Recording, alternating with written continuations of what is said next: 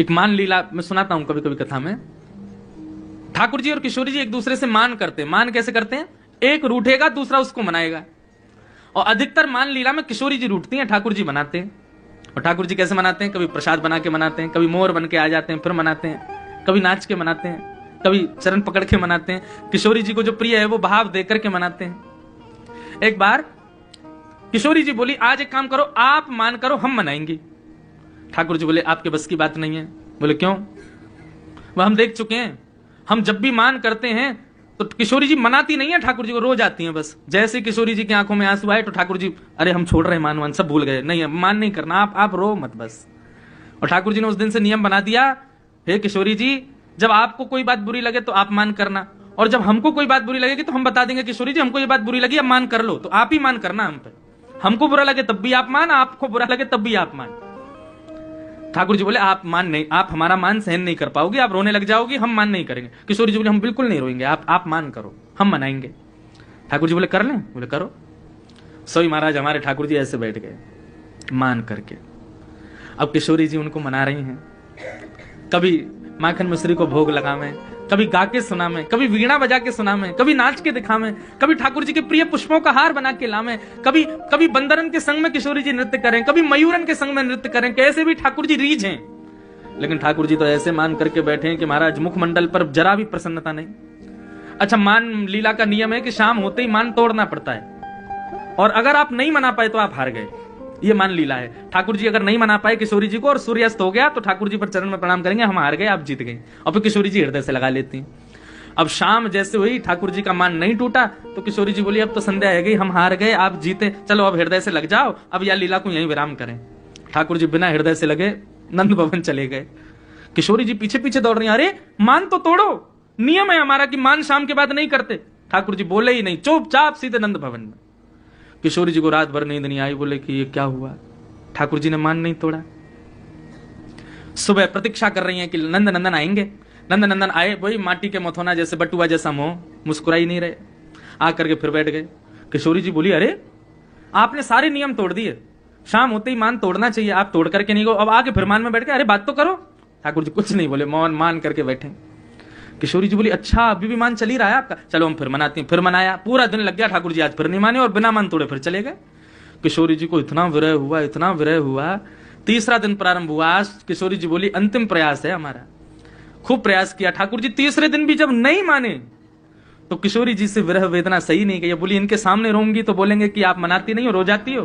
तो किशोरी जी एकांत में जाकर के रुदन करने लगे। जैसे विरह अश्रु प्रकट हुए और प्रकट होकर के जैसे पृथ्वी पर गिरा, पूरे वृंदावन की पृथ्वी ऐसे तप गई मानो जैसे जेठ के महीने में 12 सूर्यों ने वृंदावन को तपा दिया हो।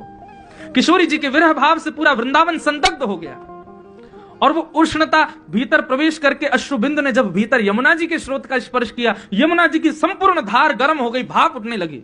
यमुना जी प्रकट हो गई, भैया किसको विरह हो रहा है इतना। दौड़ करके जब गई तो देखा कुंज में श्री किशोरी जी रो रही, हस्त कमल नीचे पधराया, अश्रुबिंदु नीचे नहीं गिरने दे रही। क्यों? बोले कहीं ये 2-4 बिंदु और गिर गए तो पूरी पृथ्वी जल करके राख हो जाएगी, ऐसा विरह हो रहा है यमुना जी को, श्री राधिका जी को। कहते हैं कि यमुना जी ने यमराज से पूछा, भैया जितनी वेदना अभी किशोरी जी को है, क्या इतनी वेदना नरक में किसी को होती है? बोले इतनी वेदना नरक में भी किसी को नहीं होती जितनी विरह में श्री किशोरी जी हैं अभी। यमुना जी बोली, किसने विरह दिया आपको? ये किसने किया मुझे अभी बताइए। वो इंद्र भी होगा तो उसके दोनों भुजाओं को काट दूंगी मैं। किशोरी जी बोली, हमको विरह केवल एक ही व्यक्ति देता है। कौन? बोले नंद नंदन, नंद जी का लाला। 3 दिन हो गए हमसे रूठ के बैठा है, मान ही नहीं रहा है। यमुना जी बोली, या तो मैं बताऊं दारी के, रुको अभी रुको, अभी बताऊं आपको। सोई यमुना जी ने ठाकुर जी की तरह मुकुट पहना, ठाकुर जी की तरह कुंडल पहने, ठाकुर जी की तरह श्रृंगार किया, बिल्कुल ठाकुर जी की तरह श्रृंगार करके जैसे ही किशोरी जी के सामने आई, किशोरी जी बोली, अरे नंदनंदन आपने मान तोड़ दिया, अब आप प्रसन्न हो? बोले मैं नंदनंदन नहीं हूं, मैं यमुना जी हूं।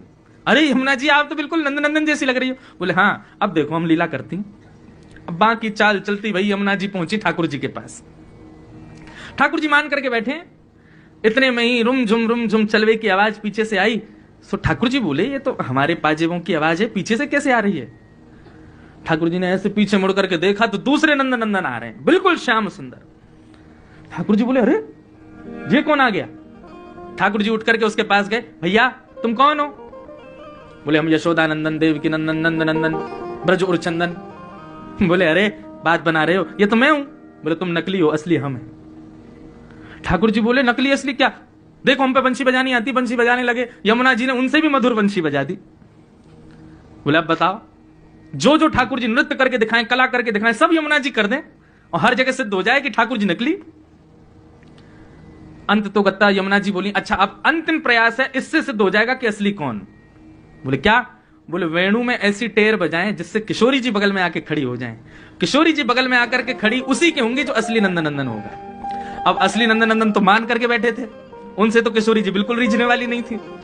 यमुना जी ने जैसे ही टेर बजाई तो किशोरी जी आई, और किशोरी जी जैसे ही आई तो पुराने नंदन नंदन मतलब असली नंदन नंदन वो कहे किशोरी जी मैं हूं असली, यहां पे आ जाओ। बोले देखो आपका बेलू पिया घूम रहा है, ये देखो नकली नंदन नंदन घूम रहा है। और यमुना जी के बगल में जाकर के किशोरी जी खड़ी हो गई। किशोरी जी वंशी बजा में, कभी यमुना जी बजा में। अब इन दोनों के इस मिलन को देख करके ठाकुर जी रोने लग गए। बोले कि मैं नकली नहीं हूं, मैं असली हूं। बोले नहीं तुम नकली हो, चलो हटो यहां से। ललता विशाखा सब सखियां चवट उड़ाने लगी, उन्हीं की आरती होने लगी, पूजा। बाहर खड़े नंदन नंदन रोने लगे। बोले ये तो गलत हो रहा है, मैं हूं असली और ये पता नहीं कौन से कहां से भैलू पिया आ गए। जैसे ही ठाकुर जी को उतना ही विरह हुआ जितना किशोरी जी को हुआ, तब किशोरी जी बोली अब लीला विराम करो। देखो कैसे रो रहे हैं बेचारे, गुलाब जामुन बन गए रोते रोते।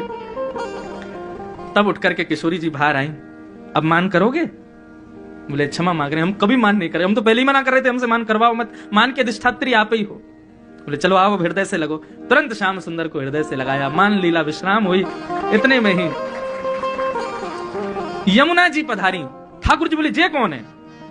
बोले ये यमुना जी हैं।